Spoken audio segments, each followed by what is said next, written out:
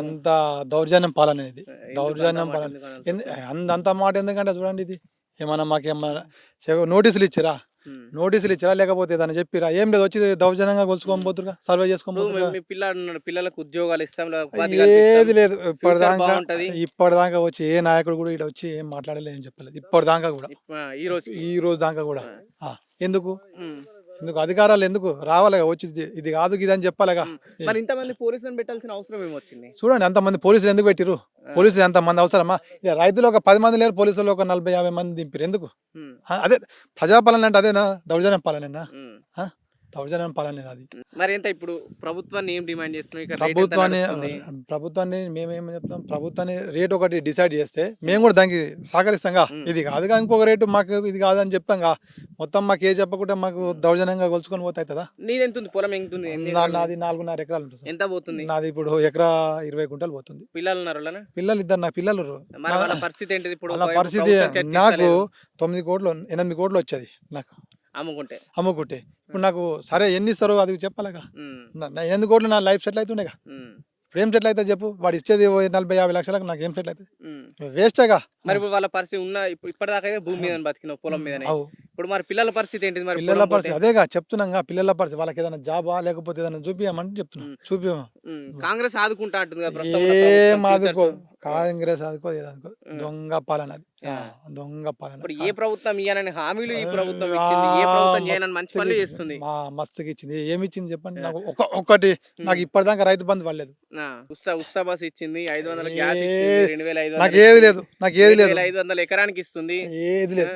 నాకు మహిళలను కోటీశ్వరులను ఎత్త అంటుంది. ఇంకేం కావాలా? అదేం లేదు, ఏం లేదు. ఉత్తపాలనే అది. రేవంత్ రెడ్డి పాలన నచ్చలేదు, నాకు నచ్చలేదు. నాకు నచ్చలేదు రేవంత్ రెడ్డి పాలన, నాకు నచ్చలేదు. ఏ విషయంలో మార్పు అన్నారు? మార్పు అన్నారు. ఏం చేసిండు చెప్పు? మార్పులా ఏం చేసిండు? ఏమన్నా చేసిండా? ఈ రైతు బంద్ చేసిండా? నాకు వ్యవసాయం ఉంది, నాకు రైతు బంద్ ఇప్పటిదాకా రాలేదు. నాకు ఇది ఏది మన రుణమాఫీ కూడా లేదు, రుణమాఫీ కూడా రాలేదు. రుణం ఎంత? నాకు రుణమాఫీ నాకు ఇప్పుడు 130 ఉంటుంది, 1,30,000 ఉంది. 2 లక్షల లోపే ఉంది. నాకు 2 లక్షల లోపు ఉన్న వాళ్ళందరికి చేసిన అసెంబ్లీ సాక్షిగానే రేవంత్ రెడ్డి చెప్పిండు. నా సాక్షి నేను చెప్తున్నాగా. నాకు నేనైతే అవ్వదని చెప్పలేను. నాకు కాలేదు. 1,30,000 ఉంది, నాకు కాలేదు. ప్రభుత్వం 15 నెలలు అవుతుంది. మొన్న 7వ తారీఖు ఏం వేస్ట్ ప్రభుత్వం. నాకు 15 నెలల్లో వేస్ట్. నాకేం ఏం చేసిండేమో నాకేం అంత డెవలప్ లేదు.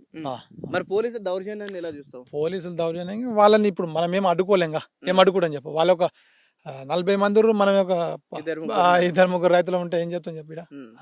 ఏం డిమాండ్ చేస్తున్నావు ప్రభుత్వానికి? ప్రభుత్వానికి నాకు ఎంత ఇస్తారో ఒక క్లారిటీ ఇవ్వమని చెప్పండి. సరే ల్యాండ్ తీసేసుకుంటారుగా, సరే ఒక క్లారిటీ ఇచ్చినాక తీసేసుకోమని చెప్పి ఫస్ట్ క్లారిటీ ఇవ్వమని చెప్పండి. ఇది మీ ల్యాండ్ పోతుంది కదా బ్రదర్, ఏమి కోరుతురు? మా గురించి కూడా ఒకటి కోరండి. తర్వాత మీరు కూడా మధ్యలోకి ఏదో ఒక సెటిల్మెంట్ వస్తుంది కదా, దానికి ఓకే అయిదాము.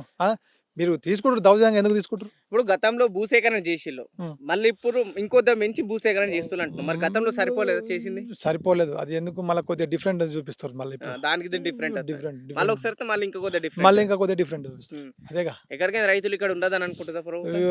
రైతులని అసలు ముంచేసిండు ఈ ప్రభుత్వం. రైతులను మొత్తం ముంచేసింది చెప్తున్నాగా. రైతులను మొత్తం ముంచేసింది. కాంగ్రెస్ వచ్చినాకనే మంచి. కాంగ్రెస్ వచ్చి ఏం లేదు, ఎండిపోయింది మొత్తం. కాంగ్రెస్ వచ్చినాక అంతా ఎండిపోయింది. నేను కుల్ల చెప్పేస్తున్నా. నేను ఏ పార్టీ లేదు, నేను ఏ పార్టీ లేదు, నాకేం లేదు. నాకు ఎవరికి నచ్చితే ఆ రోజు అదే చేస్తారు. పార్టీ గీటికి సంబంధం లేదు. మీరు అనుకున్నారా నిజంగానే మార్పు రావాలి ఎలక్షన్ అప్పుడు? ఏం అనుకోలేదు. నేను నా మనసాక్షి నేను ఆ రోజు ఎక్కడ నచ్చితే అక్కడ చేస్తా. అంతేగాని నాకు పార్టీకి సంబంధం లేదు. పార్టీకి నాకు సంబంధం లేదు.